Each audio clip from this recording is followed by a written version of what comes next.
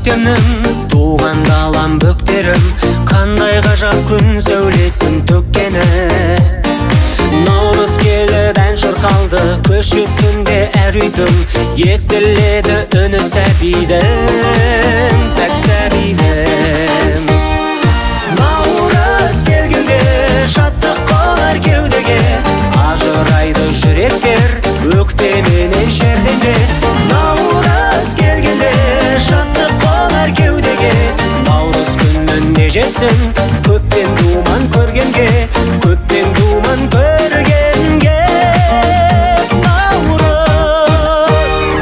Наурыздағы күн ерек, жанға тәтті жыр керек, ән күйменен көңіліміз гүлдемек. Қонағына түрі сұнған жайсаң мінез халқының, нұр жайласын дәйім әр күнін, әрбір күнін. Наурыз келгенде шаттық қолар кеудеге, ажырайды жүректер өкпеменен шерденде. Наурыз келгенде шаттық қолар кеудеге, наурыз күніне жетсін көптен думан көргенге, көптен думан көргенге. Наурыз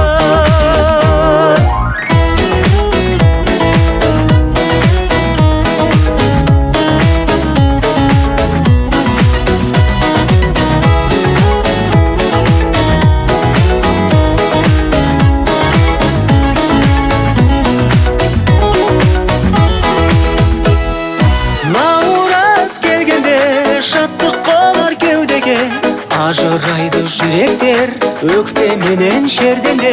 Наурыз келгенде шаттық қолар кеудеге, наурыз күніне жетсін көптен думан көргенге. Наурыз келгенде шаттық қолар кеудеге, ажырайды жүректер өкпеменен шерденде. Наурыз келгенде шаттық қолар кеудеге, наурыз күніне жетсін көптен думан көргенге, көптен думан көргенге. Наурыз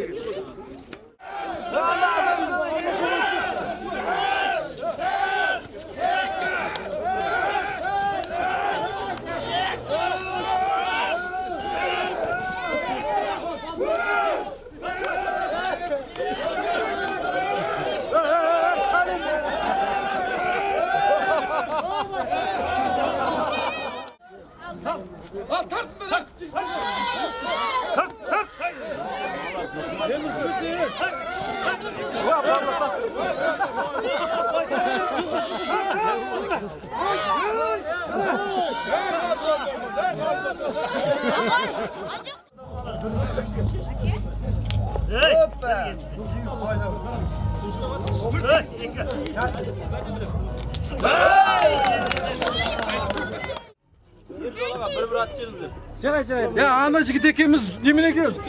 Finalga chiqmaymiz 12 jigit. Kaz. Qalay turibdi? Ishda. Shuncha o'ringa ketdingiz.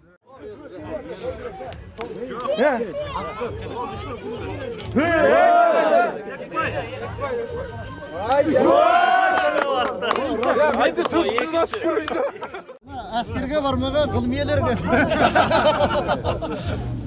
Hurmatingizga olsa da jengilamiz. Tuzsiz. Bir, iki, üç ketdi. Basib turinglar. Haydi. Voy muğalım. Ko'tarib Bu camcasına da olmaz. Ama şamağa kara bakayım değil mi şamda? Yok, sana kolunu stop durup bir iki veriniz. Buna sen solay. Ahyalarda bir.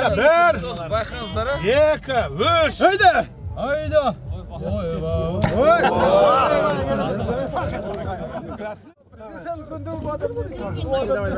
Sallayız mı? Bir, iki, üç, dört. Nalarning kishini ko'rsa bo'ladi. Tağı var mı geç tağı? Ya yattı mı castara? Hele castara kendi castara. Ya bunlar jigitga 10 ming tenge qo'ydim. Kim qo'yadi? 10 ming qo'ydim men. Bunlar jigitga qo'ydim 10 ming. Münasebet men qo'yam. To'xtanglar.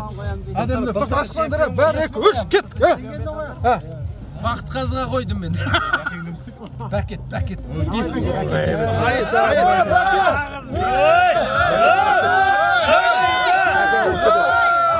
Ha, buni. Jiberib borib Toza final bo'ldi bunov. Nag'iz, bakin.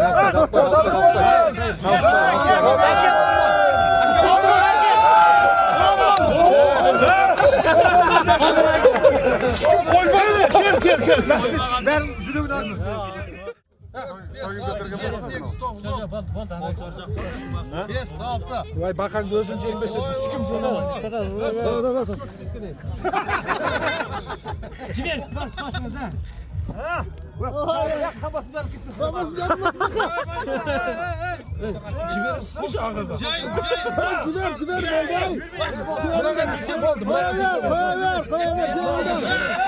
O'zim jengam. O'tir. To'xtanglar. Qoldi shunaqa yuramiz. 1 2 3 ketdik ha.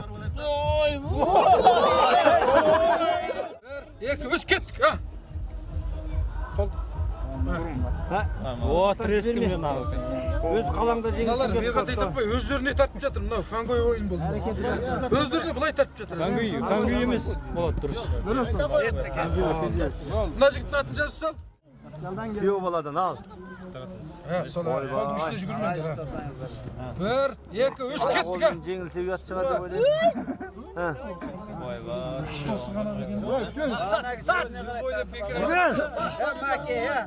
Ya bir ayqaydi ayqay.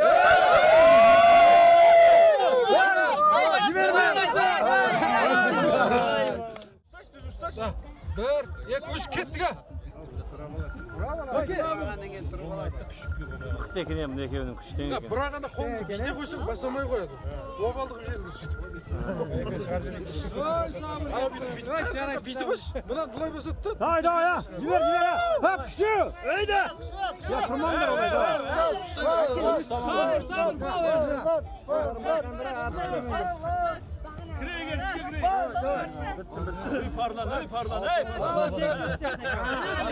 Evdingdir ha. Jiber. Pardon. Parman Давай, birine kişi saçın. Kişi. Давай da bas.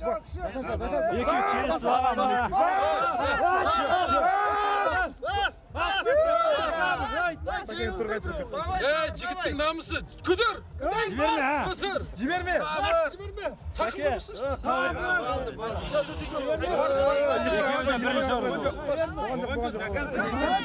Pake endi bas. Ay aldık ketmez. Jiberme pake. Jiberme. Ha jengindirmi jengin. Eke kes var birga birinchi bo'lamiz. Endi жаңағы екі жүп жеңген тағы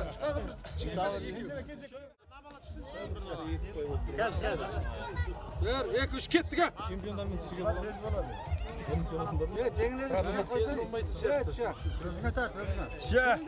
Келжеке бас. Бас жер болды, жібер.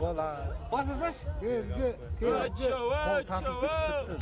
Yalan qarab tur kişi yok bulat. Balangdan et bulat. Kişi kudur. Bas.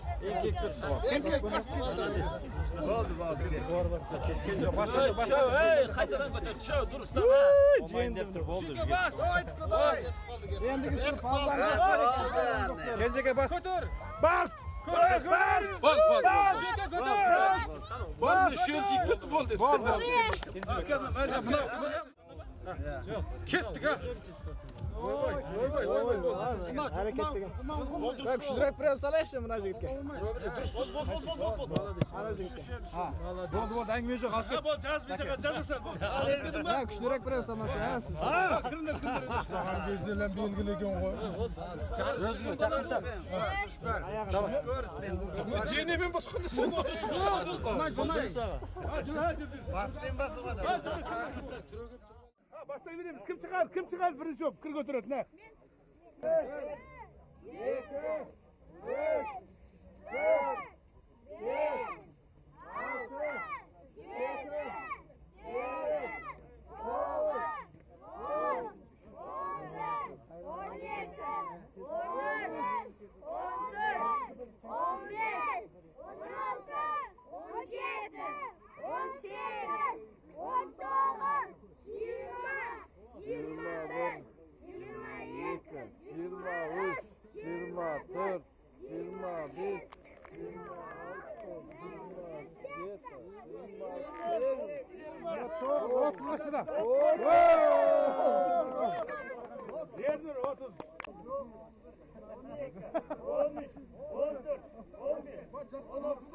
Ағайын енді бүгін өнердің мерекесі бағана ортамызға кеп Қазақстанның еңбек сіңірген мәдениет қайраткерлері жұлдыздары бастап гүл күнестің келді болған Гүлзира Бөкейхан ханым, одан кейінгі мынау Құрманбек Риза келіп осы жерде тамаша әндеріменен құрметті қонақтарымыз бірінші дастарханды керемет думанға бөлеген.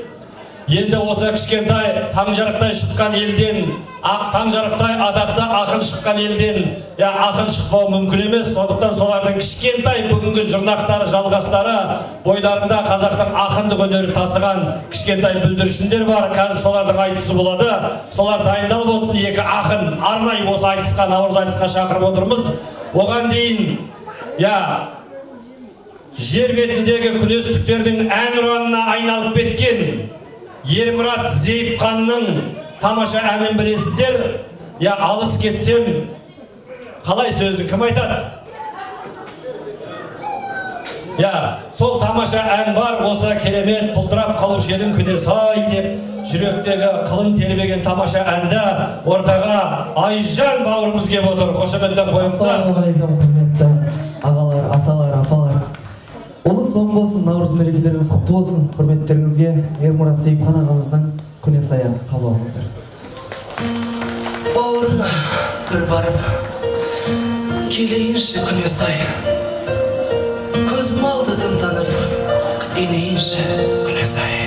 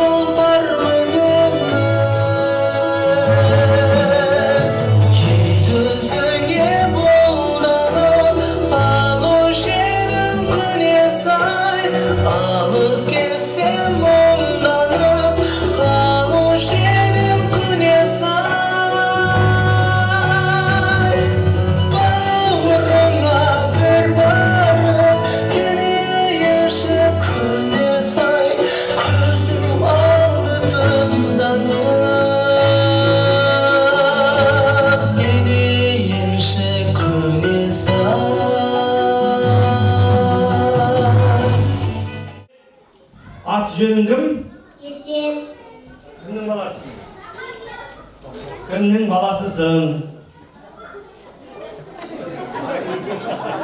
Есен, әкеңнің баласысың ба? Әкеңнің аты кім? Елшат. Елшат. Ұлы Есен ақын. Бір қол соғып қойыңыздар. Бір орындық дайындар жерінде, кішкене орындық жер. Ақындарға орындық шай құйыңдар, не қылып жатыр? Жағдай жасамай. Сенің атың кім? Кәусар. Кәусар, кімнің қызысың? Мамам мен әкемнің. Мамам мен әкеңнің қызысың. Әкеңнің аты кім? Ербол. Ой, бәрекелді. Ербол. Ya, енді мына жерге орындық дайын. Отырыңыздар, құрметті ақындар. Ya, oradan ашыңыздар. Енді сұрақ айтыс болайын деп жатыр. Түрі жаман айтыс болатын түрі бар. Қай ақын бастайды? Жігіттен бастаймыз ба? Ал кеттік ендеше, жібер. Ал қалайық, әсем әнге салайық, наурыз тойы бүгінгі, бірге қарсы алайық, қайайық.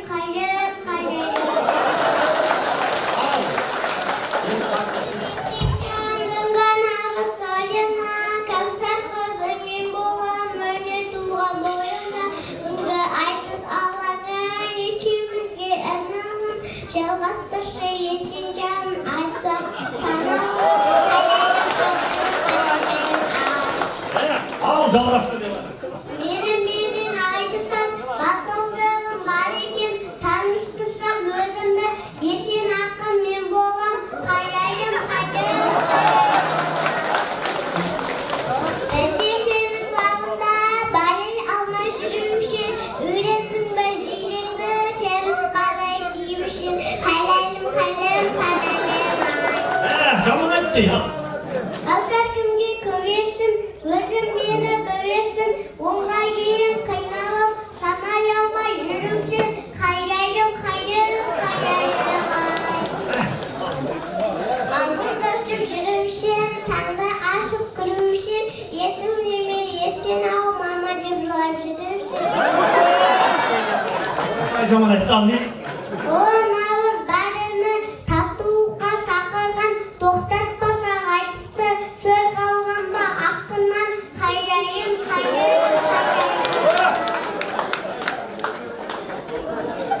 Ой, бәрекелді, тоқтатпасақ айтысты сөз қалған ба ақыннан дейді. Ой, бәрекелді, қолдау қошеметтеп қойыңыздар. Ал кеттік бірге. Тойы салтымыз, аман болсын халқымыз, ұлыс қол болсын, ақ мол болсын, наурыз құтты болсын, қайайым. Ай, бәрекелді, бүгінгі наурыз тойдың ең кереметі осы болды деп ойлаймын. Екі ақынға қолдау қошеметтеп бата беріп шығарып салайық. Рахмет ақындар, тең түсті, не деген құттықтау. Сыйлық дайындап қойыңыздар, қазір марапаттаймыз. Таң жарықтың бүгінгі ізбасарлары мынаны жүрсін ағам көрсе алып кететін шығар. Ұлы айтысқа дайындала беріңіздер, Алла бақтарын жансын. Ұлы таң жарық бабамыздың дарынын берсін, жырын берсін, сырын берсін, қандай керемет ағайын. Алла қабыл етсін тілектерімізді, Құдай тіл көзден тақтасын осы бүлдіршіндерді. Астан дәмнен наурыз көжеден алып отырмыз.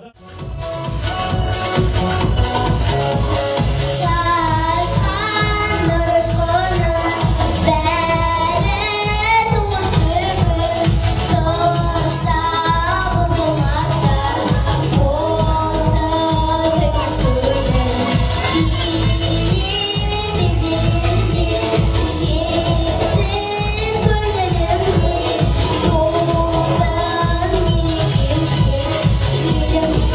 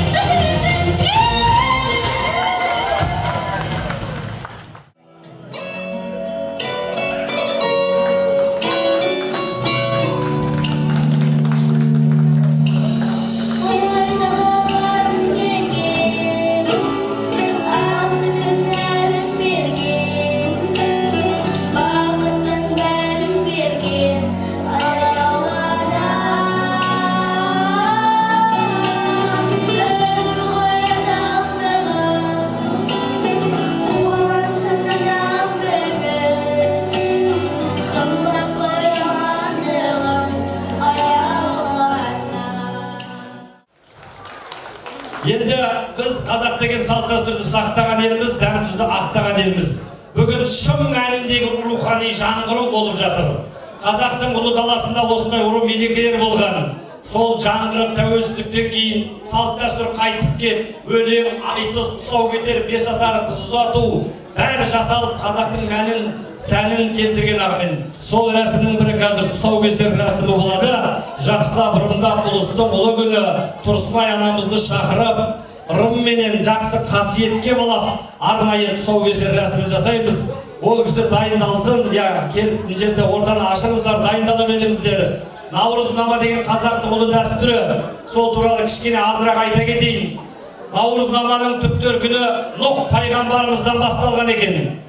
Жер бетін топан су басатын кезде ұлы Алла тағала Нұхқа білесіздер тапсырма береді. Аңғұс жан жануардан бір жұптан кемеңе сал, кеме жасап соларды құтқарасың, ол саған парыз деп.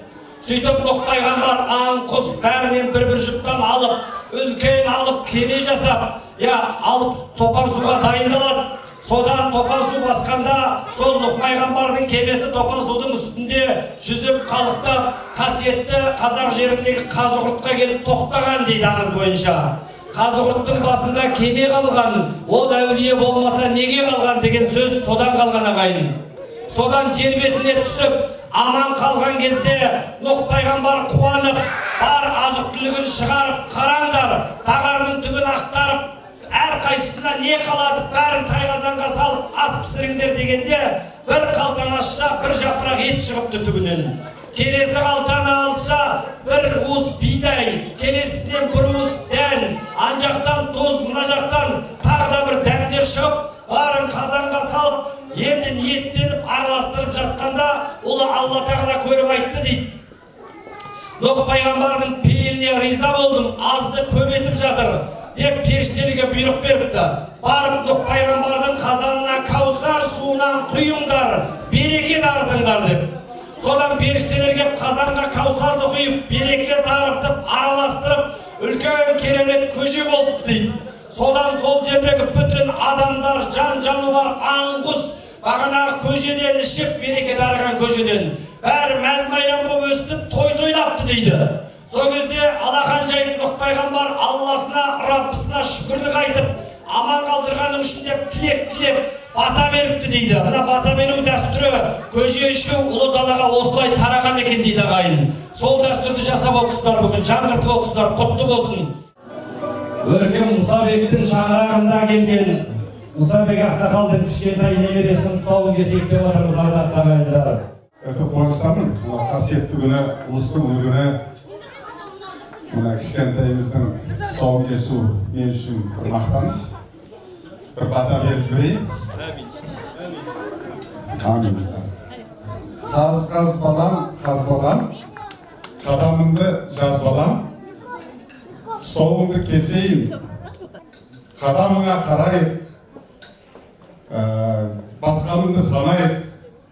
Қаз балам жүрегі ой, жүрегің иманға толсын, миың ақыл парасатқа толсын, басқан қадамың сәтті болсын, болашағың балдай тәтті болсын.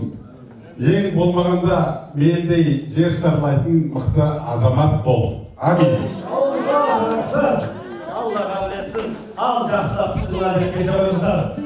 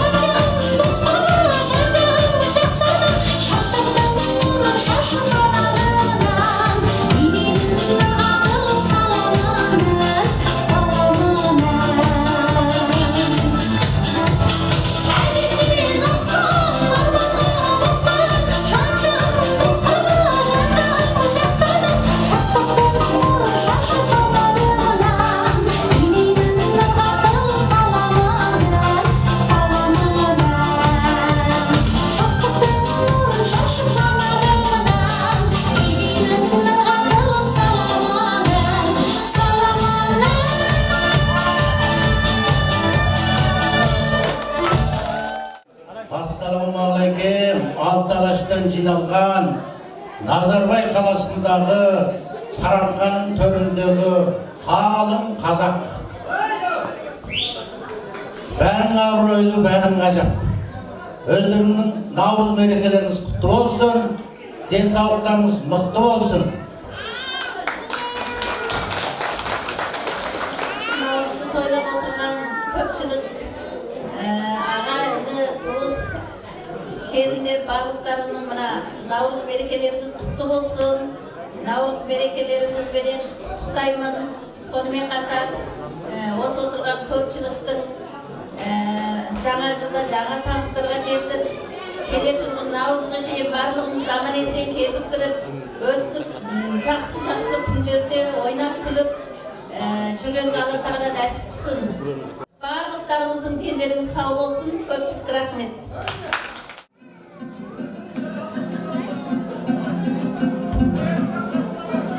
Zamanında sulay ver, jarlığında çın olmaydı, arığa darınında ya. Ürüv geldi, bürüv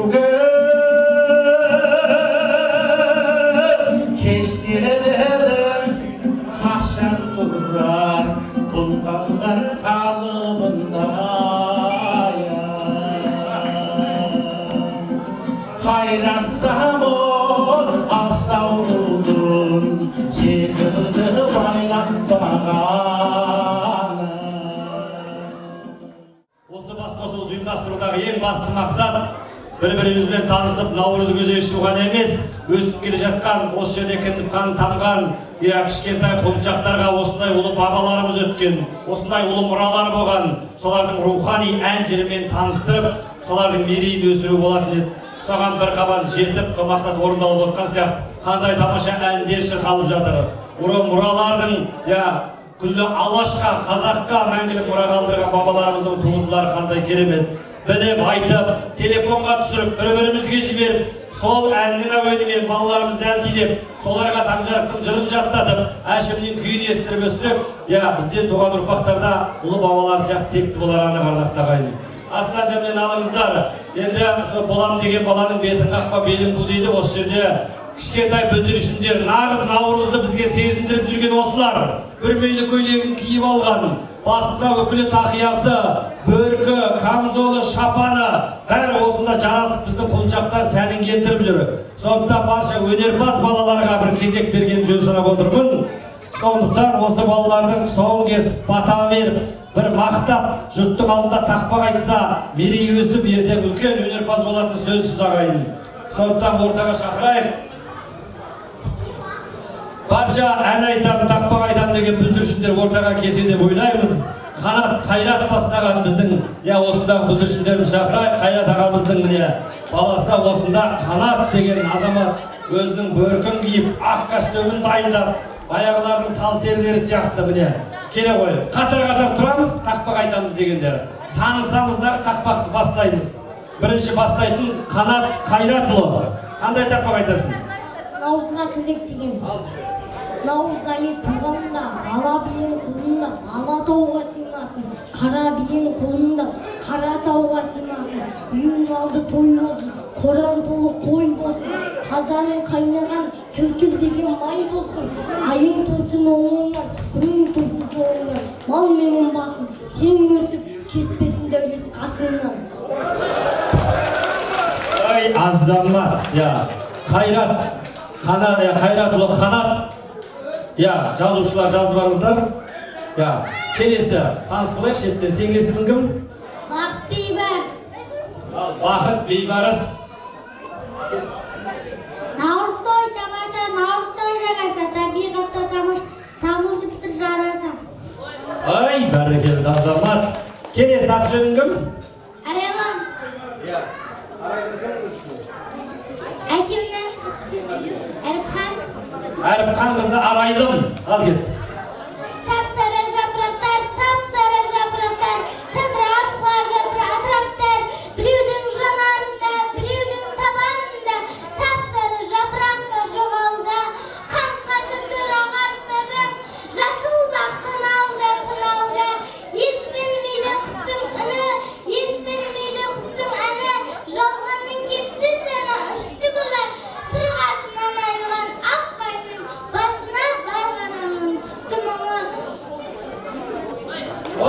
Рахмет айналайын, өлкөнің өтсін. Келесі атың кім? Толғанай. Ата мен апамның. Жаным, атасы мен апасының қызы Толғанай. Қандай тақпақ айтасың? Мен ән айтам. Айта ғой, кеттік ал. Әнші болу арманым, әнді жаным сүйеді. Неге мені естісе, анам қабақ түйеді. Сәби кезде бәріміз естіп өстік емес пе? Әнмен бірге әленген бесік жырын күйетін. Мен анамның қардай аққызын, мен анамның балдай тәттісін. Еркіндікті сүйіп бола берсін биік арманымның бақ құсай.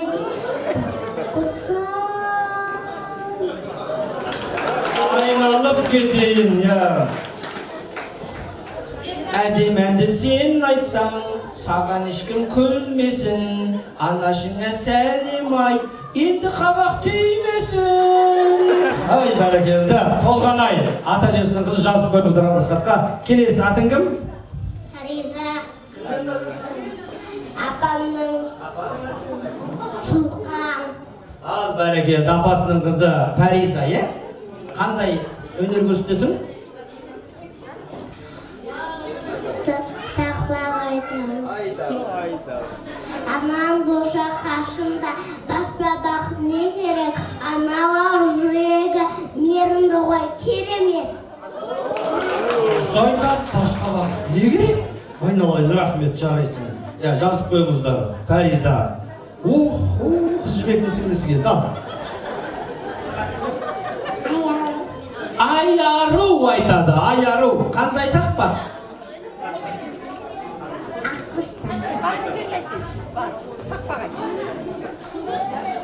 Мен анамның қандай аққысы, мен анамның балдай тәттісі. Еркіндікті сүйіп қола берсін биік арманымның бақ құсы. Қызы, рахмет. Енді мамаңның ғана емес, әкеңнің де аққысы баққысы бола бер айналайын. Жазып алыңыздар. Сізбен таныс болайық. Толқынбай Мейір. Дұрыс па? Мейір ғой атың, е? Қандай өнер көрсетесің? Мейір, жазып қойыңыздар.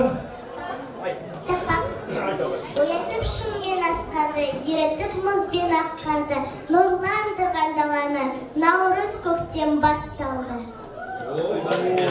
Қошемет, басталып атыр. Болды ма? Рахмет айналайын. Ойба, Баян сұлудың сіңлісі келді енді, ал. Кішкентай Баян сұлу. Атың кім?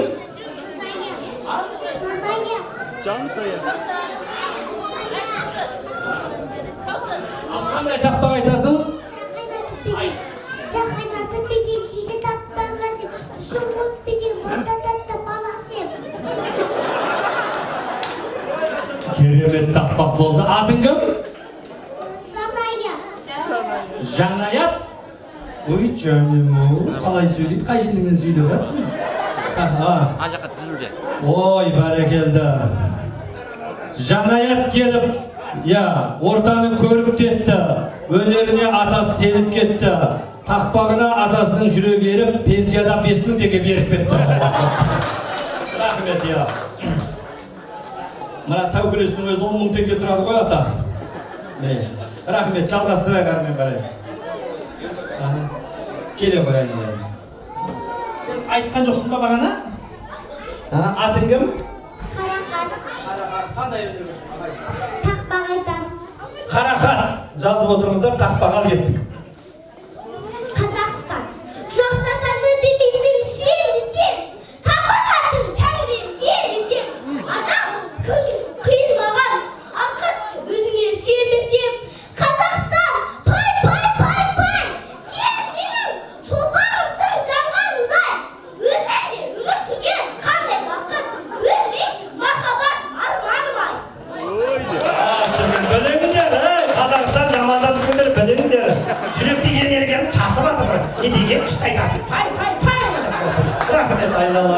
Қарақат жазып қойыңыздар.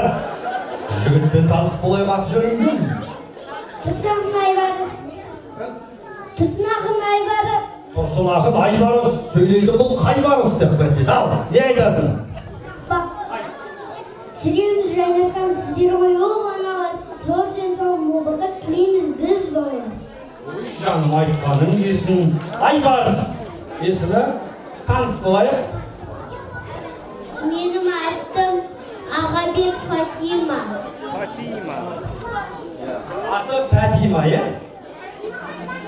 Фатима, ал, қандай өнер көрсетесің, айта қой. Айтамын. Ел таңбасы елімнің, неткен айбат әдемі. Неткен айбат әдемі.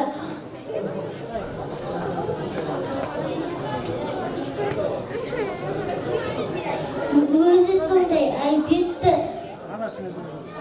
табылады ел таңбасы. Қуандық қызы Айым, дұрыс па? Ай ару. Қай ару деп тұрсам, ай ару емесің ғой. Қандай тақпақ айтасың? Наурыз туры. Күн мен түн теңелді, жер шуаққа келеді, қуанышты еледі. Наурыз келді салтымыз, көгерсін деп қалқымыз, біршіге талайды. Ой, жаным, рахмет. Қуангүл мамаң айт, наурыз күзі дайындасын, үйге барамыз кешке. Сенің атың кім? Менің атым Араш Ділдә. Араш Ділдә. Араш Ділдә. Қандай өнер көрсетесің? Мен тіл туралы өлең айтайын дегім. Тіл, туған тіл, ана тілім айбарым, бұзылмаған қаймағым, тұра берер желбіреп, көк аспанда байрағым, ана тілім келім, сенде суғар жүрегім, тілмен бірге көркейген, мен елімді сүйемін. Ана тілің киелің, жасай берсін, ұл елім, ана тілдері тақпақ айтқан, бізге мен де сені сүйемін. Рахмет айналайын жаным. Келе ғой, келесі. Бар ма? Атың кім еді? Кәусәр. Кәусәр ақын. Ал, не айтасың? Мама жұбанайттың анама деген өлеңін айттым. Өмірімнің қап-қараңғы түнінде еш немеміз өмірме түсінбей, онымен сол, отпенен су, айырмас күшті сәтсіздесін білмес күнімде. Құшағым қалдың сүйдің сен анан, ренжу жоқ барлық сөзін жанадым, ыстық суық күнге жерге тигізбей, әсап сақтап болдың адам баспаным. Түнде тұрып түн якынды төрпін, түні шықтасым аз сөрін, аз күнді, ұмран самиян қарыма шайтанғай, екенімді ойламастан келдім. Жаным берім қарашығым қылының, сенің қыстың дедім тәтті болың, жаным анам жүрек болды, ақылы жан болың, ақ батым деп тұр. Шіркін, не деген рахмет. Ақжан атаңа соны жаттатқан апайыңа да мамаңа да рахмет сәлем айт менен. Ақын қызымыз бағанағы. Ақынды енді бөлбай жаруға болмайды, бұл ақындарды. Әріптесі, Кәусарға қарсылас болып оңай емес. Маған жаман айтты ғой саған. Ал, сенің атың кім еді? Есен. Есен ақын. Ал, не айтасың? Ән. Қысқа бір қайыр ал. Аналардың мерекесі. Тездет. Мерекесі аналардың. Мерекесі қыздардың. Осы күні апаратын гүл шоғы бар ұлдардың. Хай қыздар-ай, хай қыздар-ай, қыздар-ай, қыздар-ай. Қыздар, сұлу қыздар, бебелейді тапсаны. Нақыш сері біздің ұлдар құттықтайды ән салып. Хай қыздар-ай, хай қыздар-ай, қыздар-ай, қыздар-ай. Қыздар-ай, не дейсіңдер енді, бә?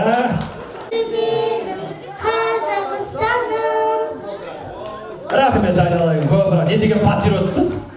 Соңғы, еңгілік тақпақ, қандай тақпақ? Атың кім? Айару. Айару. Жазып қойыңыздар, ал. Наурыз тұрып, тастап жетімдігін, айылып ақ күмістей серпілдігін, сұлулай сылағанымды шулай, жылғамен ағып жатыр еркін бүгін. Бәрекелді, рахмет. Қол соғып қойыңыздар, бүлдірушілерге көп рахмет.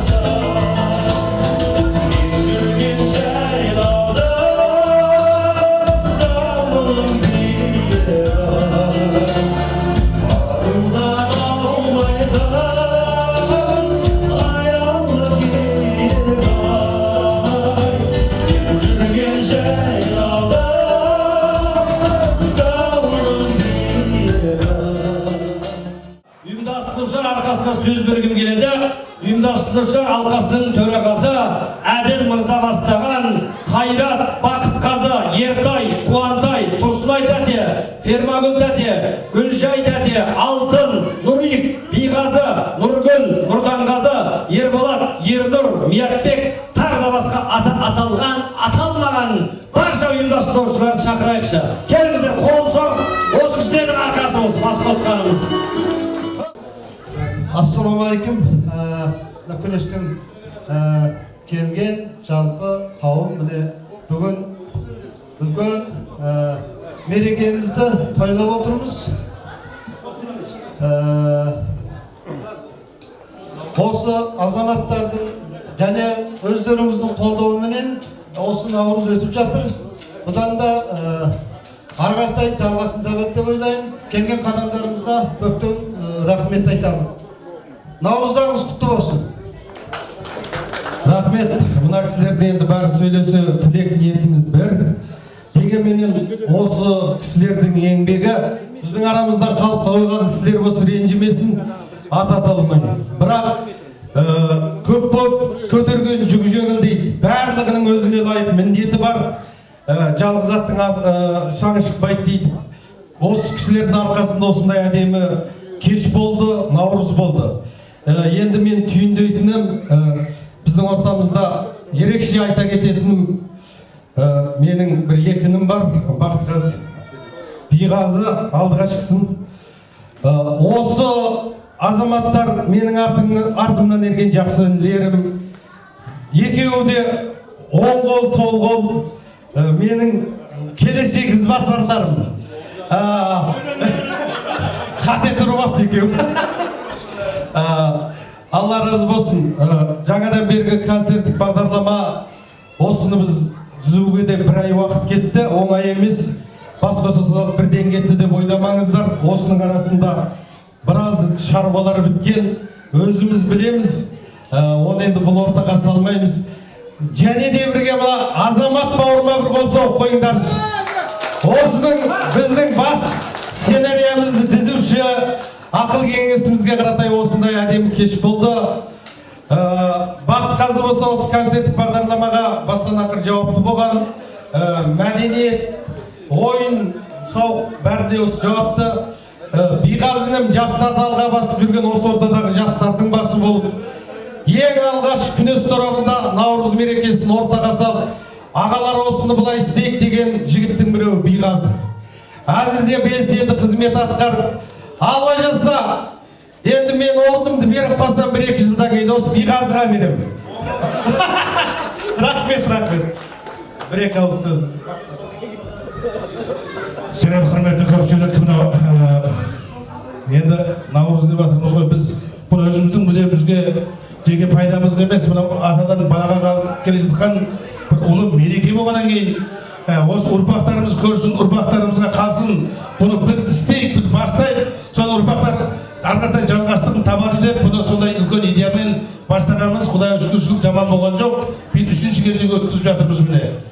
Ол және осы еңбек істеп жатқан қыз жігіттердің арқасында, және осы көпшіліктің арқасында елге не аламыз емес, не береміз деп келген осы азамат пен азаматшалардың арқасында осы наурызымыз жылдан жылға жақсы өтіп жатыр деп ойлаймын өз басым.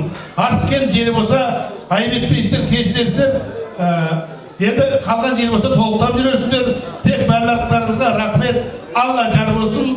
Бастарыңыз аман, дендеріңіз сау болсын. Наурыздан наурызға аман-есен жете берейік. Аман болайық. Мен бұл кісілердің сөзін ары қарай жалғасы ретінде айтайын. Бұл кісілер айтып жатыр. Биылғы бір ерекше қуанатын жайтымыз. Биылғы осы жайылып жатқан дастархандарыңыздың шығынын осы жақта атын атауға әбден болады. Ертай, Бексұлтан, Ерсін, Ержол, Нұрик, Нұрсал шын атын Нұрик деп қоямыз. Қастер. Міне бүгін Тұрсынжан ағамызда мәрттік танытып не жасап жатыр. Бұл кісіге де үлкен рахмет. Осындай жігіттеріміздің арқасында жаңағы жылқымыз бар, басқа да осындай дастархан шығындарын көтеріп алып, сіздердің қалталарыңызға жеңілдік жасап, тек қана өз орындарыңызға, осы мейрамхананың орнының ғана келіп отырсыздар. Ал мына басқа шығындар осындай міне мәрт жігіттер көтеріп алды. Жомарт жігіттер. Осы жігіттерді бір жаңа аталған жігіттер мүмкін алдыға шақырып қоюға әбден болатын шығар. Иә, Ертай аға бастаған, Ержол.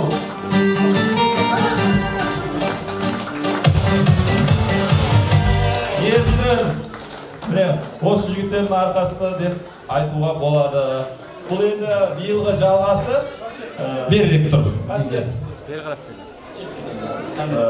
Сосын енді осының жалғасы ретінде келесі жылғы 2020 жылғы 4-ші кезекті Наурыз мерекемізді Алла бұйырса Қарауралық жерлестер өздері өз мойындарына алып өткізіп алуға келісіп отыр екен. Сондықтан біздің арнайы жасатқан неміз бар жаңағы Наурыз туымыз, біздің эмблемамыз, былай айтқанда, біздің туымыз. Осы кісі жаңағы кім шақырамыз Қараурадан? Ал біздің төрағамыз ақсақалымыз бар, Баратхан деген басында бөркі жарасы тұрған мұртына. Бөріктен келсін ортаға. Нұрдан жаңаға келсін. Біздің сол Қарабұралық туысқандар жайық Аққой район біріміз, осы бір жақсылықта басымыз, осы ақсақалдарымыз салтанатты туды өткізіп алсын. Оның ішінде Тұрсынжан аға да бар. Тұрсынжан аға да. Бәрекелді. Келіңіз Тұрсеке. Тудың бір шетін ұстатып қойыңыз спонсорларға аяғы. Қарабураның нар жігіттеріне келесі жылы Наурыз тойға барамыз ағайын. Жақсы музыка беріңіз.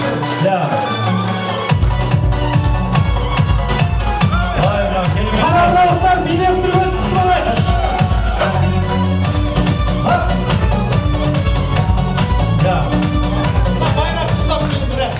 Бір фотоға түсіріп алыңдар, естелік болсын. Ол кеше айтқан мен қоссам әрең 20 мың қосам деп бараттан. Бөрікті киетін жігіт көрікті дейді оған.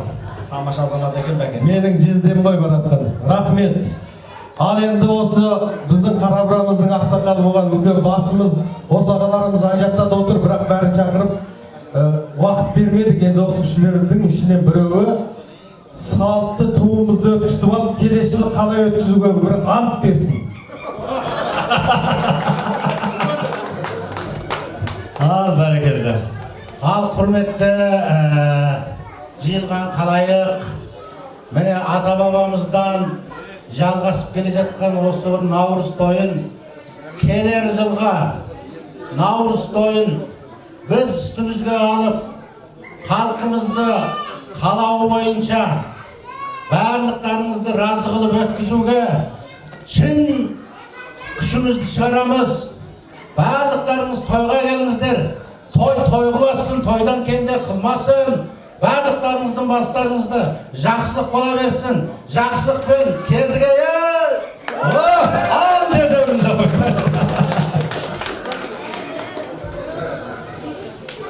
Мынау қуаныштыға бір бұл. Демесе де осы өзіміздің Қарабұралық бауырлар атсалысып жүр екен, жаңа байқадым аттар атқанда. Әлбетте біз үстімізге алып, жылдан жылға жақсы өткізуге тырысамыз. Келер жылы ең жақсы Наурыз болады деп уәде айтамыз. Бәрекелді.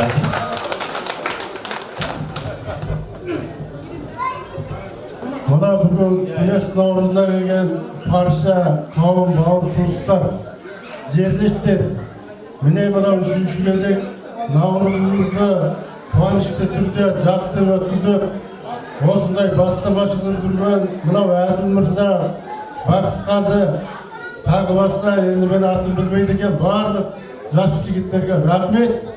Келер жылда мына наурызды біздің Қарабұралық өз мойнына алып, сіздер үшін өткізіп бермекші.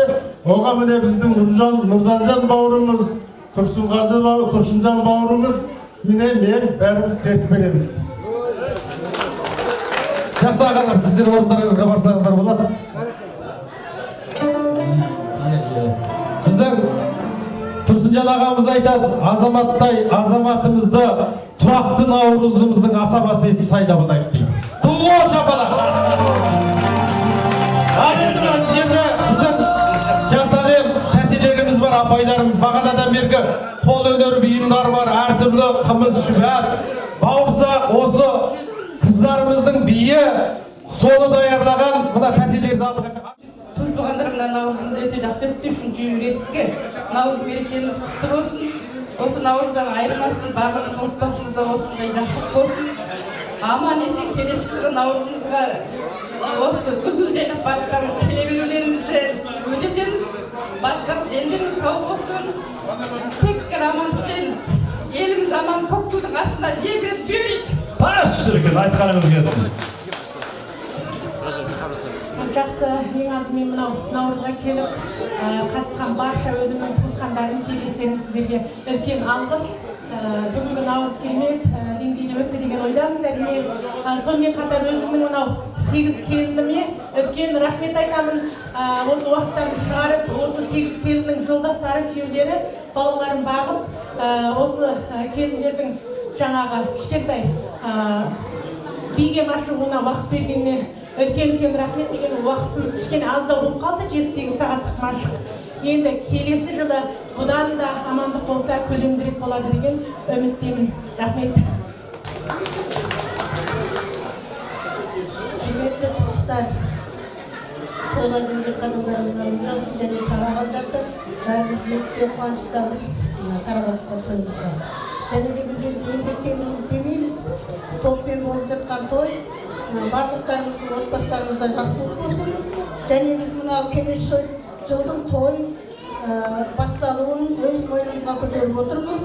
Және де осындай дүбірейлі той болуы, барлықтарымыздың күлкіден езулеріміз жиналмай, күндеріміз соңғы болып аман есен жастан жас қосып, бастарымызға бас қосып, мерекелі болсын деп сіздерге құттықтау айтамын. Және келесі тойға қалмай келіңіздер, барлықтарымызға бүгіннен бастап шақырту.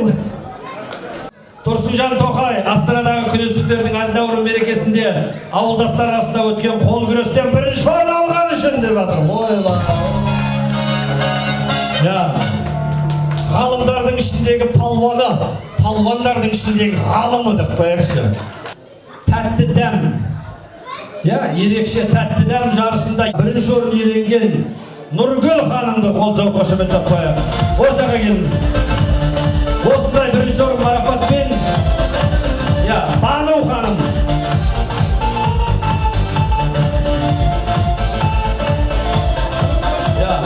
Бану ханым қайда? Бірінші орын. Тәтті дәм. Қолын алып жақсылап беріп қойыңыз, фотоға түсіп қойыңыз. Рахмет. Осындай керемет мәнін келтірген Майнұр ханым.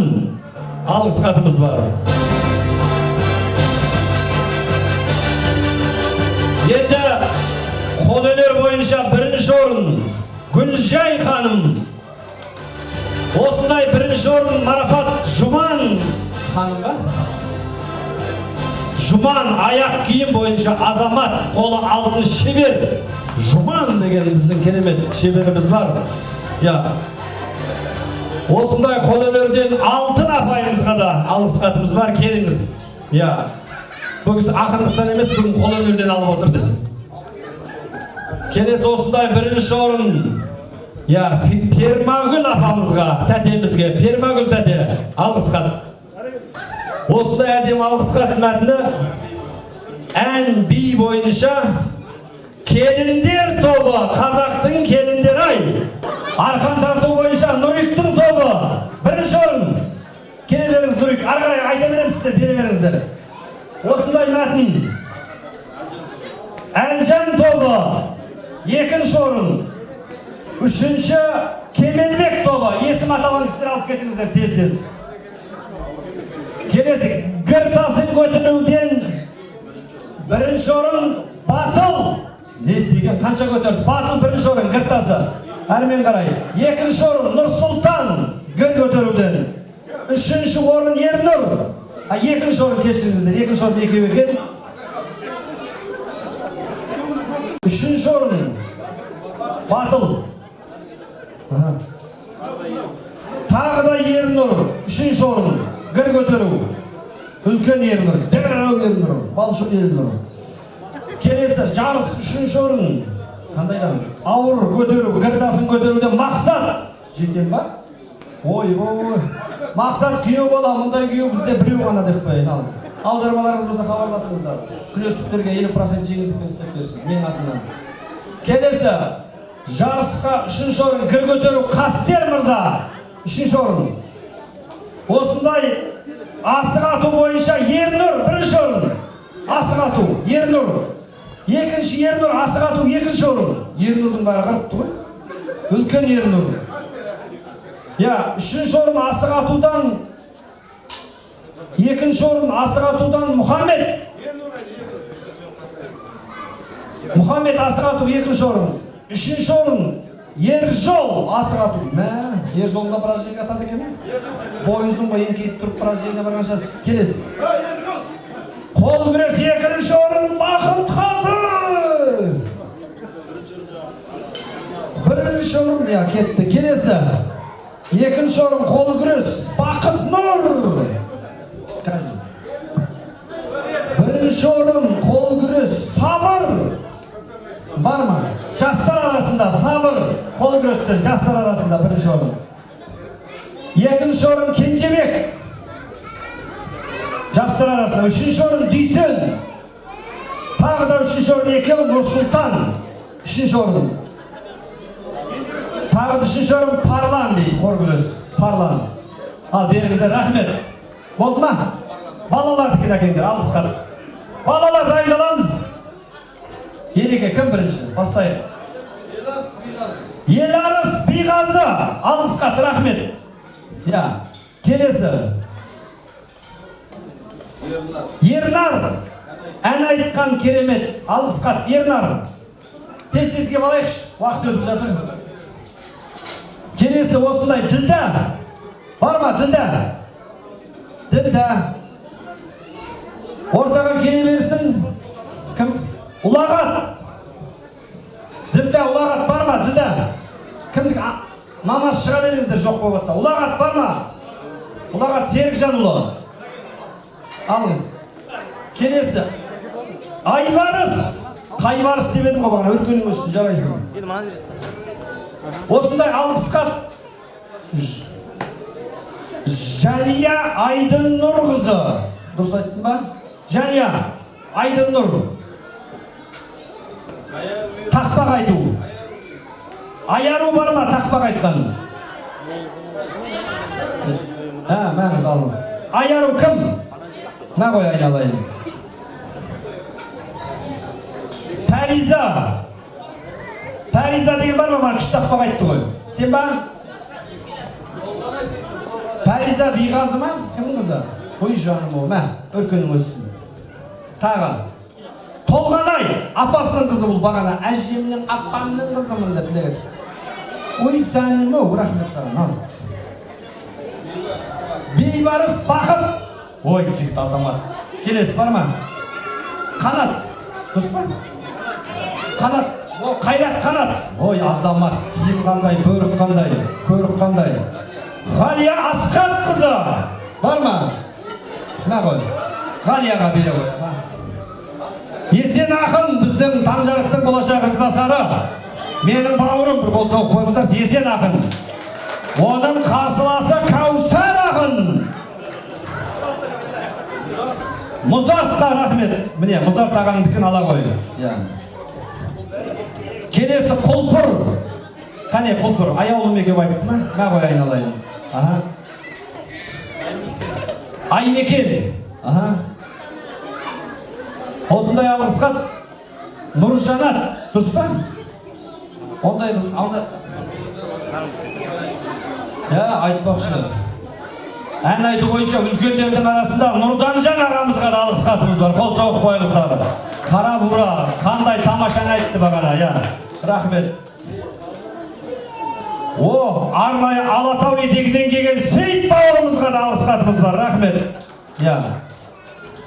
Бағана қазақтың елі майы шырқатып, тамаша құсыны қорланып салдырған. Қазірін алғысат бітірейік. Сәл қал. Есқат бауырымызға тамаша термемен ән шырқаған бізге. Есқат. Келесі. Нұртөре Ержолұлы. Ержол, рахмет. Болды ма? Ал, бәкеңнің бір ауыз сөзі бар екен. Сәл сағыр етіңіздер. Құрметті қонақтар, мұндай жағдай бізде Ең бірінші наурызда мынау наурызға бір қор топтап едік. Былтыр жағдайды білесіздер, сол жетпеуге байланысты істеп қойдық. Былтыр ақша жетпей қалды. Енді алдыңғы жылы екенбіз. Былтыр жиған жоқпыз, айтпай ұмытып кетіппіз. Қарбыласып жүріп. Енді биыл ол жиюдағы мақсатымыз осы наурызға, осы жиылған көпшілікке мынау қиыншылығы бар, өте қиыншылығы бар отбасыларға, түрлі түстегі жағдайларға шамамыздың келісінше ай сайын болса бір карточкасы 500 теңгеден болса да, 100 теңгеден болса да салып тұрсақ, бұл Алла үшін де, азаматтық үшін де, ел үшін де бір үлкен жұмыс болар еді. Соның үшін барлықтарыңызға ешқандай зор жоқ. Шамаларыңыздың келісінше біз касса орналастырайық, есіктің түбіне. Шамаларыңыздың келісінше осы наурызға бір қор топтап отырайық. Осы бастап жиайық, арқатай ұқтырамыз, шамаларыңыз келсе ай сайын жиып тұруға. Ай сайын жиып тұруға. Өйткені түрлі түстегі қиыншылықтар, келіп жатқан бауыр туысқандарға, басқа да оқуға түсе алмай жатқан оқушылар болса, осындай жағдайларға істесек деген бір үлкен ойымыз бар еді.